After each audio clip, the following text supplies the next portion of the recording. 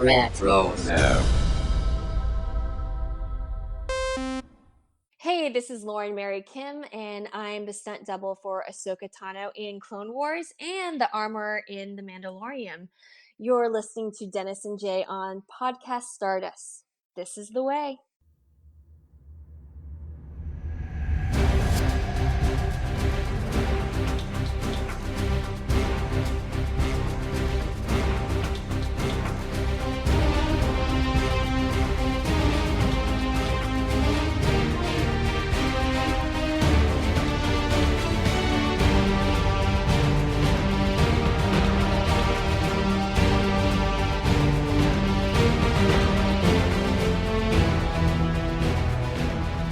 Welcome to Podcast Stardust. This is the fully armed and operational podcast dedicated to Star Wars news, reviews, and discussion.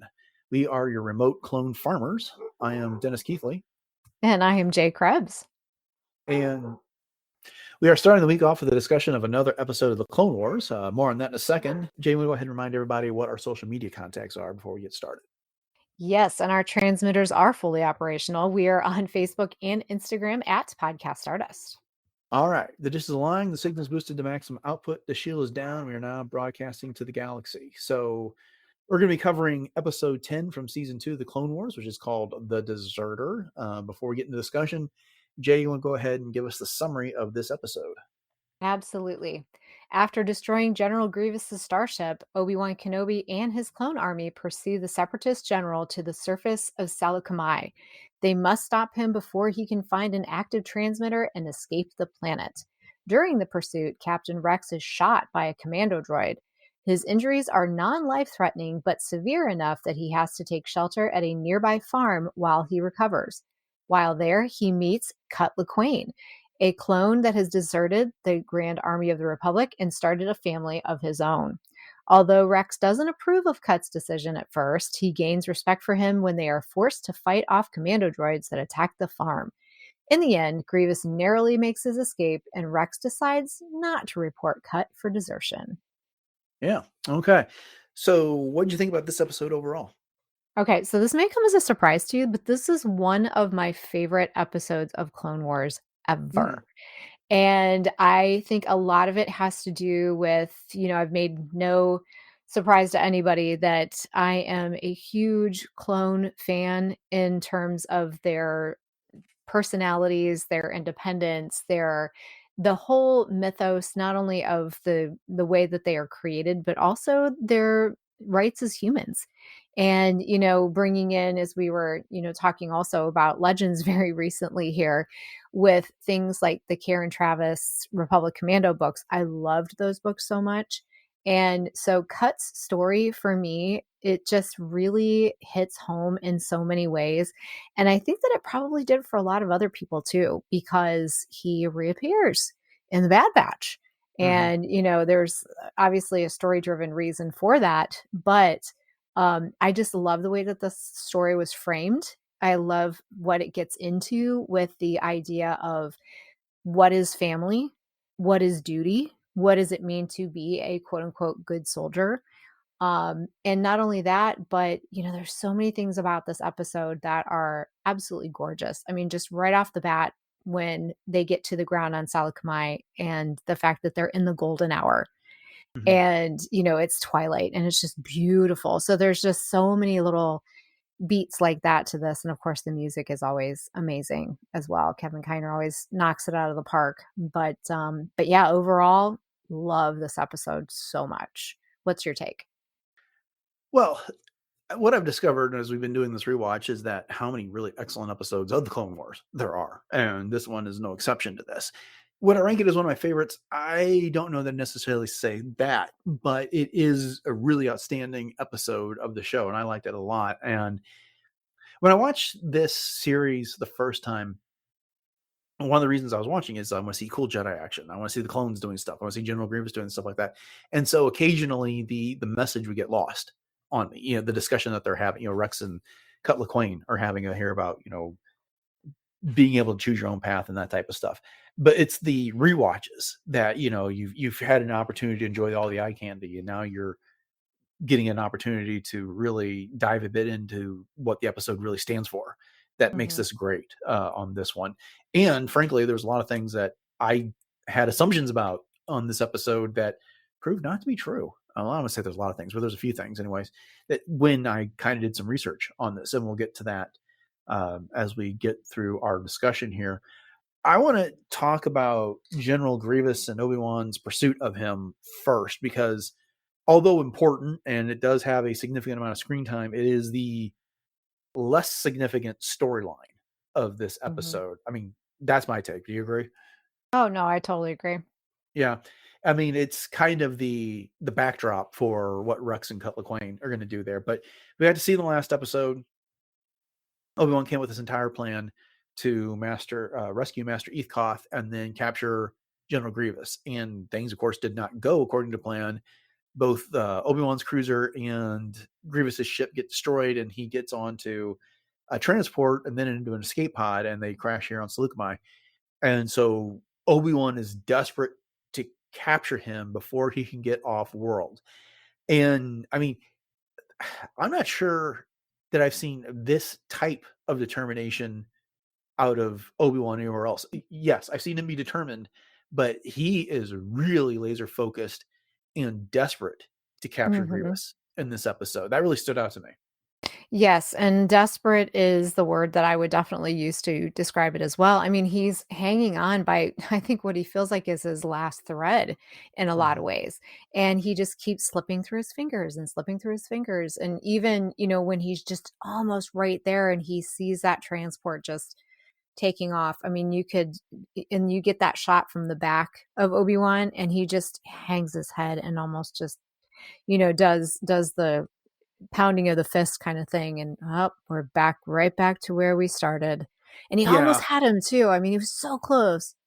Yeah, the resignation in his voice is like, we're back where we started on this. And the thing is that what's also kind of sad is that he sincerely believes that capturing Grievous is going to put a speedy end to this war. And he's very wrong about that. He has no idea that, where things actually fall with this war, that, it takes capturing General Grievous. It would take defeating Count Dooku.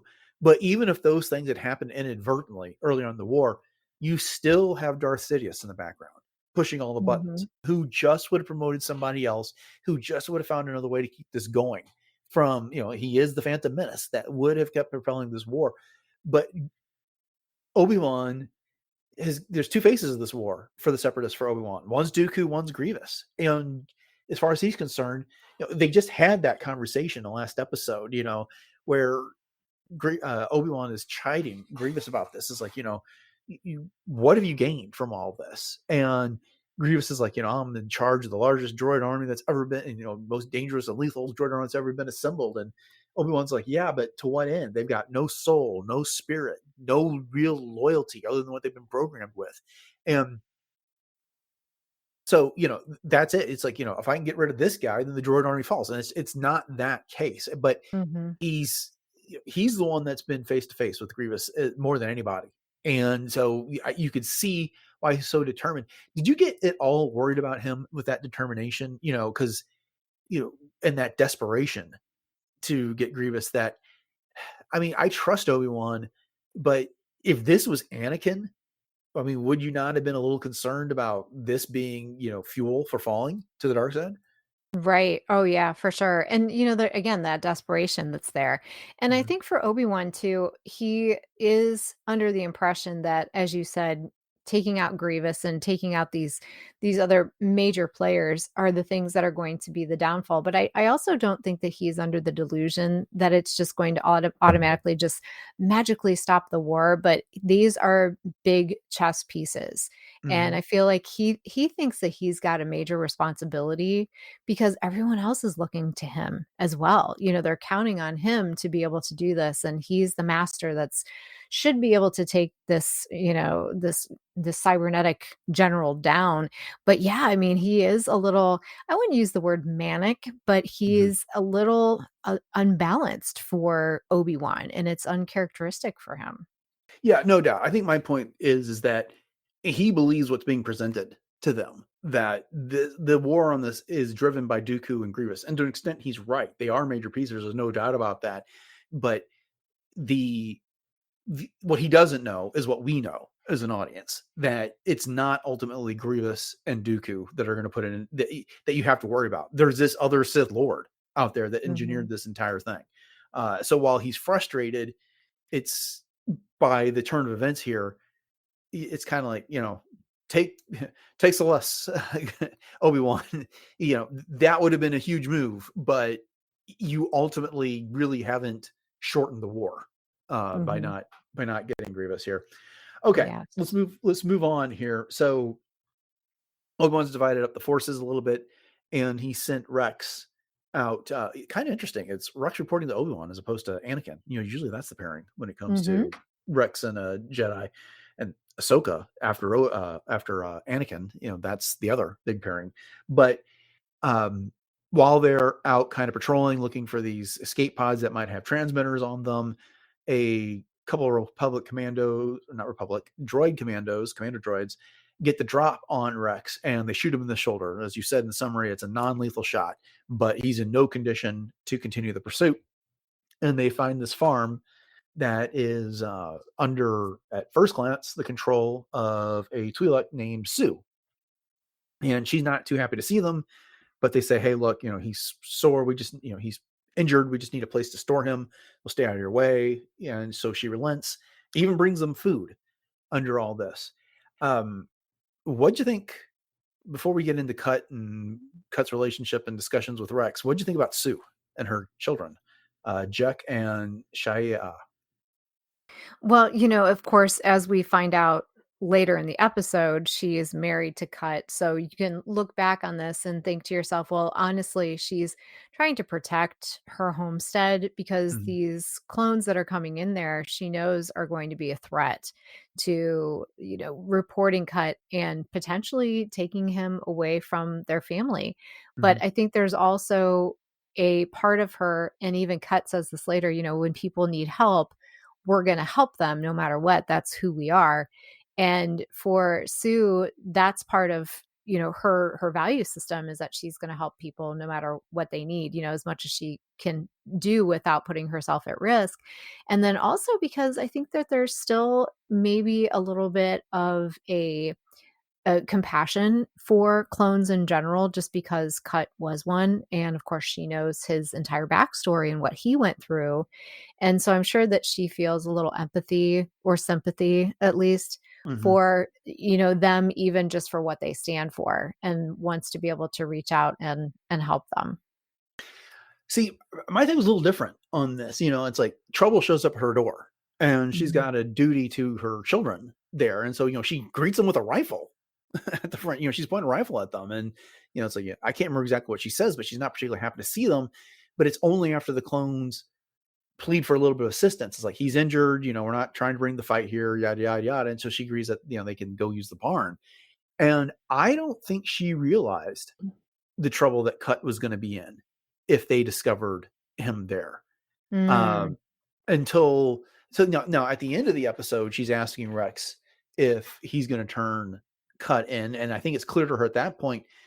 But they've been removed enough from the war that I'm not sure this was initially apparent to her, that this was going to be a problem, and maybe she wouldn't been quite as welcoming in that regard. She maybe have given them some food and sent them on their way.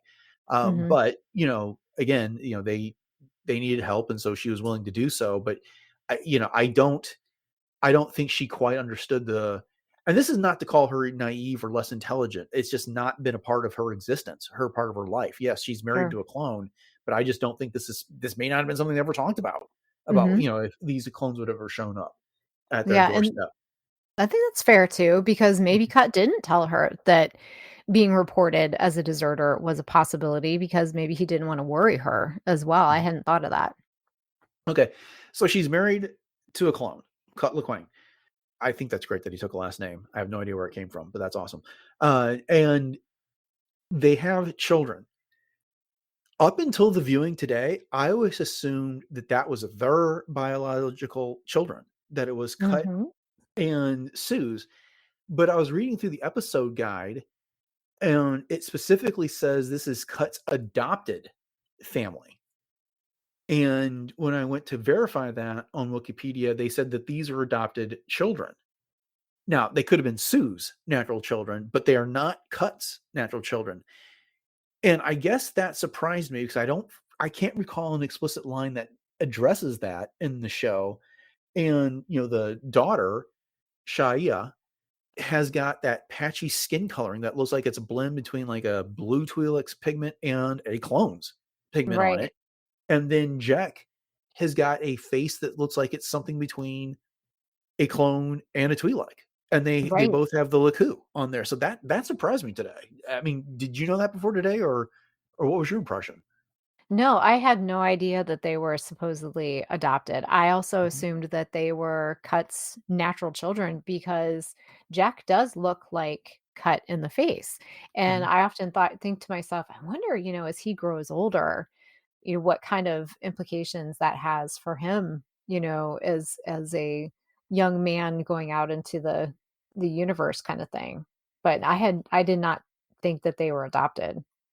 Yeah, like I said, that surprised me. But then I started thinking about some more, and it started to make a little more sense because okay, the when would Cut tells a story later in this episode about how his transport got ambushed by a couple of separatist gunships after the Battle of Geonosis, and that's when he left the clone army. Well, that would only have been Mhm. like at most a year ago. So Mhm. he wouldn't have had time to meet and marry Sue and have two children of this age. So That's true. I guess that would have been that's a clue that we should have picked up on there, or maybe they produced this episode and then thought about that later. That would not have been the first time something like that happened. Um, Or but maybe the growth hormone happened to translate and I'm his children were speedily matured. right. Yeah. Well, speedily conceived, speedily brought to term, born, Right. and then all in the space of Yeah, one I year. hadn't thought of that. That's a good point. Yeah, and the other thing I was gonna, because I was already set to have this conversation is like, well, why is it that these human Twi'lek hybrids look like Twi'leks, but then Jason Syndulla looks like a human with green hair? But Mhm. it's a non-issue. So I don't know. It's just I was had a completely different set of notes ready to go for a discussion that we're not actually have at this point. So Well, I think the answer to that would have just been simply, it's the way the genes fall, kind of yeah, like whether you have blonde hair or blue eyes or yeah. Laku or whatever. Yeah. Well, again, surprise of the day. But so later in the Yeah. episode, when Rex is sleeping in the farm, he gets woken by the Obi that's there. And Mhm. then that's when he meets Cut and he realizes he's dealing with a deserter. And there's a lot of back and forth there. And initially, Rex is, I don't want to necessarily say disgusted because that's, I think, an awfully strong word, but where he clearly does not approve of the decision that Cut has made to abandon the clone army and then take up on a life of his own. He even says, to him that you swore an oath to the Republic here, but he's willing to listen. And now part of that may have been his circumstances that he was injured here. But what did you think about Rex's reaction to meeting Cut? Yeah, well, I think initially, as you said, he was very surprised to find a deserter, number one. Mhm. And the fact that he was living this life of this completely different family type thing, I think really took Rex for a loop. He didn't expect that to be the case. And so I think though once he started to soften a little bit to Cut, he realized, because when Cut asked Rex, well, who are you? What's your number? And he said, well, I'm Rex. I have a name as well. He says, oh, I can't remember his exact words, but Cut was basically saying, well, why do you, say you have a name? And Rex said, well, I don't know. I guess the commanders thought that it would be more Mhm. efficient than a number. So he's giving it right back to him. So I think that Rex was able to not agree with, but maybe at least understand why Cut made the decision that he did. And, as much as it was bred into Rex that this was his duty, again, it goes back to that good soldiers follow orders kind of thing. Mm-hmm. And, for Rex, this was just a way of thinking that he really never been challenged with. So it was a very new thing for him. Yeah, it. You're right. Yeah, because it would never occur to Rex that he has any other option other than to be a soldier for the Grand Army of the Republic, for the Clone Army here. And Cut's like, it's my life. Why don't I get a choice? And even when Rex says, well, you swore an oath to the Republic, it's like, well, did he have a choice other than to swear that oath to the Republic? What if he didn't? Or the Mhm. Kaminoans going to let him go? No, they were going to dispose of him and use that material to make another clone along the way. There is no choice in all of that.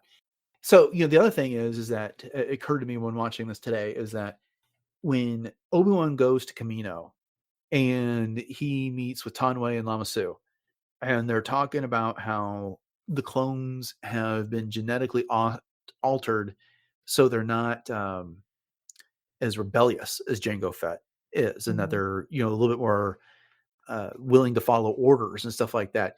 That clearly didn't take with Cut. That kind of slipped through. This is a clone that was able to override that part of the genetic program that they gave him and make his own decision. And I think the result is, and what we'll see a little bit with this episode, and it's a bit understated, is how different than the clones are actually from the droids, because both of them were created for a purpose. The droids were created to fight a war on behalf of the separatists in place of the everyday person. The clones were genetically created to fight a war on behalf of the Republic in the place of an everyday person. But at the same time, they're still people on Right. this. And you get everything that comes with a person when you're dealing with a clone, no matter how much they tried to alter a little bit so that they wouldn't be as independent thinking and be more willing to take orders.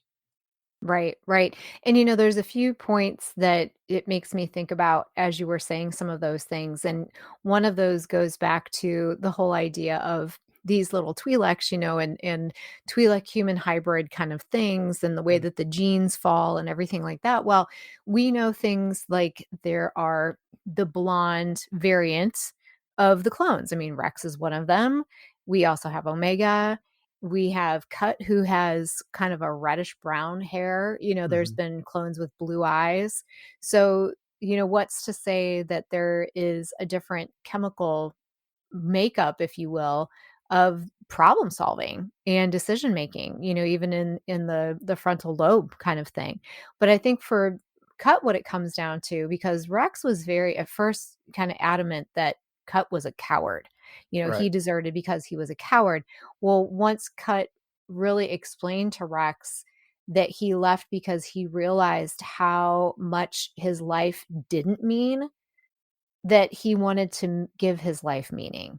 And so that kind of flipped the switch for Rex, I think, a little bit too, to be able to see that. And that's what I was meaning about, having that little bit of a softer spot for him after understanding his story.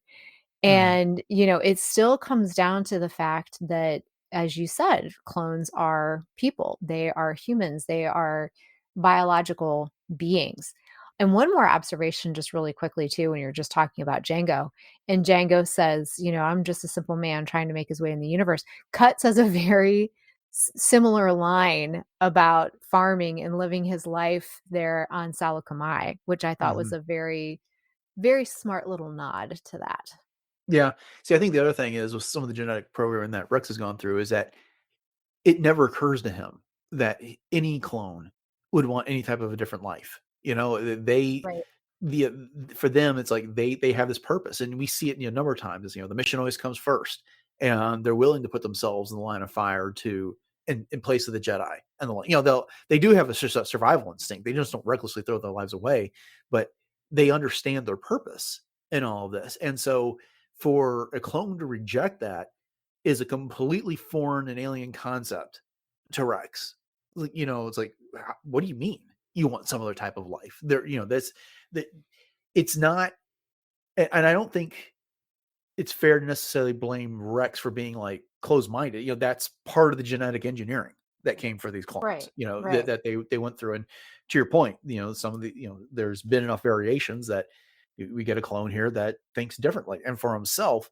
And for all of the modifications that the Kaminoans made to the clones, they still made them independent thinkers. And that's the advantage there, that they can be creative, unlike the droids in all of this. And that's what makes them superior to the droids, even though they can't be repaired and they take longer to mature and make than a droid does. They should be superior on the battlefield for that reason.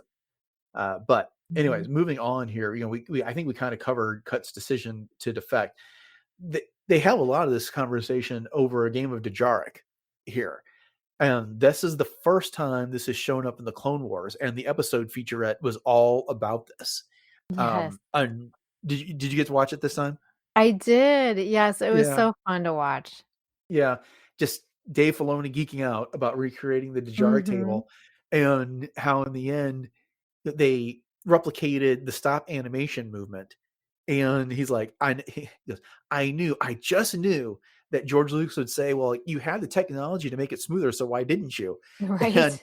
And the thing is, like, Dave, in talking about this, was the voice of the fan. It's like, yeah, we could have, but you don't understand how much we love it the way it was. And so we don't want to fix it. We like it the way it is. And in that moment, it made me kind of appreciate the whole discussion of which do you prefer, the original version of the movie versus the special edition of the movie better. Sure. I've always been one for, I love these movies, but I also loved all the attempts that they've made to actually improve them. But the way he said that just gave me a new kind of appreciation for those that prefer the original versions, inferior as they may be, with the way they were created. And also made me kind of think of when we were talking about like magic, Phil Tippett and Rob Coleman talking about the way that, or mainly Rob Coleman, talking about how they would like mimic the Yoda's ear waggle, because that was the performance that Frank Oz gave Yoda, because his hand would get tired and like that. And so, they kept that in when they were doing a digital version of Yoda, because that's the way Yoda moves. Exactly. And those are the kind of details that I think thrive in fandom in such a way that, as you said, Dave Filoni just really paid a lot of respect to that. And that's one of the reasons why it's so great that Dave does what he does, because he gets it as a fan and he brings that to the screen. Right. So revisiting this whole concept of family here for a second, Cut Lawquane is devoted to his family. That is his purpose. That's what he tells Rex, is that, that's his higher calling. That's what he swore loyalty to. And I think that's one of the things that gets to Rex. Like, for him, the family is the clones, the other clones. He calls them his brothers. That's my family and all of this. And again, kind of jumping back and forth between topics here, but another distinguishing feature between the clones and the droids. The droids don't really have any loyalty to one another there. I mean, Grievous has absolutely no loyalty when it comes to any of the battle droids. We see him slice one in half because he feels like it's complaining too much because its power cells are getting depleted here in this episode. Yes, which was very well placed humor once again. But yeah, it's that, like you said, it's what does it mean to be family? What does it mean to be, to have fatherhood even? I mean, you think about even the idea of Jango Fett being the quote unquote father to all of the clones. And what does that mean to the clones? Right. So they're having this conversation over dinner and Jarek, and the kids ask if they can go out and play. And Cut tells them only for a few minutes, stay where you can see the house. I love this. This is like, what parent has not told their kids something exactly like this when they want to go outside and play at dark. And so they're throwing a ball around, and then it lands inside of an escape pod from that transport that the Separatists had. And when they go in there, Jek and Shia go in there, it's full of Commando Droids. And they start to activate. And Jek is like, this is not my fault. You did this. And they immediately start running away. I really like this action scene. Again, I don't want to beat a dead horse here, but again, it kind of demonstrates the difference between clones and droids, all of this. And I couldn't find anything talking about this, but I really kind of got like a zombie vibe. Yes. From the way the battle droids attacked the farm. Absolutely 100%. And I was going to bring that up if you didn't, Mhm. because I thought it was very obvious that this was a zombie effect on this. And I think that that wasn't by accident either, because, it's kind of emphasizing the idea of the former self kind of Mhm. thing, and what happens when you're quote unquote reprogrammed. But in this case, it's in a very, creepy kind of way. But I love how Right. they took them out. Yeah, because these commando droids were not acting like the commando droids we're used to, like No, very, they were sparking and right. Yeah, when they activated, twitchy. one's head fell off, it was Right. just they were clearly Mhm. damaged in the fall, and so now they were just carrying out their programming, slavishly carrying out their programming to the letter. And, there was the scene where I can't remember if it was Cut or Rex, they're watching the front door, and then all of a sudden, like, the droid comes to the window and wraps an arm around it. It's like pure horror type of moment that you could see Oh, happening in a yeah. horror film somewhere, but, I thought that was a nice Well, touch. and did you notice too that right before one of those little jump scares would happen, you would hear almost like a click, click, click, click, click, click, click, kind of Oh, a no, I thing, did like a not. clicker sound? Oh, okay. And I thought, "Okay, that's borrowing from, a lot of other zombie kind of, genre Mhm. scenes from other places." Right. So they fight off the commando droids, and Rex is now healed up enough. He contacts Obi-Wan Kenobi and says he's going to meet up with them. And Obi-Wan reports that Grievous got away, and so Rex is making his goodbyes. And he turns to Cut and says, "You're still a deserter, but you're not a coward." And so you can see that he's clearly developed some respect for Cut in that moment. And then when Sue says, "Are you going to report my husband?" He said, "Well, I have a duty to do so, but I had a lot of injuries, so I may not remember all of this quite I correctly." love Uh, that. which was which was a neat moment there. It's you know, it's quite the compromise, I think, for Rex, for someone who is so duty driven to come up with a way to avoid turning Cut in. But what was your take on that? Yeah, I mean, and again, I think just getting to know Cut on such a personal level and seeing the way that he interacted with his kids and, back to the little dinner scene when they're playing at the Jark table and everything. I mean, Rex even points out what a great dad he is. And Rex even starts kind of talking about children. And, Cut asks him, well, what, do you think you might want children? I can't remember how he phrased it, but it was just Rex saying, "Well, whether they're my children or someone else's," and then he went Right. on with the conversation. So, I think that even though Rex is definitely very duty driven, I mean, he's definitely not learned from any strangers that, you can sometimes follow orders from a certain point of view. I mean, look who his main commander is, and Anakin, and then seeing Ahsoka, not always following orders to the letter kind of thing as well. Yeah, and I think that there's the other difference here is that Cut's desertion didn't jeopardize anything. Where he didn't, when Cut told the story, he was on his transport. It got ambushed by a couple of separatist battleships. They got shot down, and then the droids started showing up and shooting all the survivors. And so he ran. And as you're talking about earlier, that's when he realized that his life didn't really mean anything here. And so it's not like he left in the middle of a battle. It's not like he Mhm. left in a position that caused anybody to endanger a mission, there and put anyone else in any additional danger. The danger, in quotes, is that by allowing this deserter, the Republic could be argued to be encouraging that type of behavior from the rest of their Mm, clones. But who mhm. needs to know? It's not like this is a big Right. public thing in this situation. So um, Rex made, I think, the decision that we all wanted to make and the decision we can all support. But I also kind of think he had a luxury where this wasn't some notorious deserter that everybody knew about. And he had nothing there to force his hand, is what I'm saying. Truly. Yeah, and I mean, Cut just wanted to be left alone, Right. as you said. I mean, he wasn't doing anybody any harm. He wasn't getting in the middle of anything. He wasn't causing a ruckus or, going out and trying to fight for the rights of other clones to be independent. It was just he just wanted to be left alone, and that Yeah. was it. Yeah, he chose his life. He didn't want to be a soldier. Yep. He figured out something else to do that meant more to him. So more power to him. Okay. Well, then, I think that'll do it for our discussion of The Deserter, which is episode 10 from season 2 of the Clone Wars. We thank you all for joining us for it. We hope you enjoyed it. And if you did, please consider subscribing to the podcast. If you haven't done so already, you can do that. You know how to do that. You're listening to a podcast now. It's easy to find those buttons on your podcast of choice.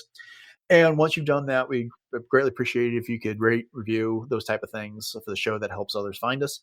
And if you want more episodes of Podcast Stardust beyond what your podcatcher is likely to carry, head over to retrozapp.com where you can find the entire back catalog of the show. All previous 905 episodes. We got a lot of things we talked about, plenty more episodes of the Clone Wars, including season 7. We did that because, well, we did those as it came out. But with that having been said, Jay, you want to remind everybody where else we can be found online and across the internet? Sure. And we definitely do not want to be left alone. We want lots and lots of attention on Facebook and Instagram at Podcast Stardust. And you can always check out our Pinterest boards for all things Star Wars related. And we would love it if you would interact with us on our YouTube outlets as well. So we have our traditional YouTube as well as YouTube Music, which does carry our back catalog of shows and also supports ratings, reviews, and interactions. So please let us know what you thought of this show or any others. And the links for that is in our show notes. And you can also find those just by going to YouTube Music. We're also on Spotify, Audible, and literally everywhere else that you can find podcasts. And we also have a TeePublic store, and there's a link to that in our show notes as well. So we have 7 different show logo designs available for everything Podcast Stardust, on things from coffee mugs to even baby onesies and tote bags and the like. So once again, hit up that link in our show notes. All right. I want to remind everybody where they can find what you're doing on cosplay. Absolutely. So you can always find me on my Instagram, which is at j.snipscosplay. And speaking of Clone Wars, Ahsoka, you can find me as seasons 3 through 6 version of Ahsoka, as well as 2 different versions of Hera, both animated and real live action as well.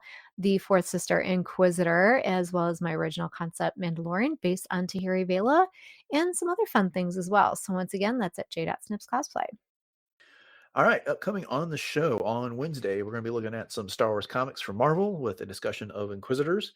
And then on Friday, the plan is to wrap up the week with a look at recent Star Wars news. That's assuming there is any. If not, we'll pivot to something else. So stay tuned and find out what's going on. But with that, just I want to say again, thanks for listening to episode 906 of Podcast Stardust, everyone. Have a great week. And until next time, may the Force be with you.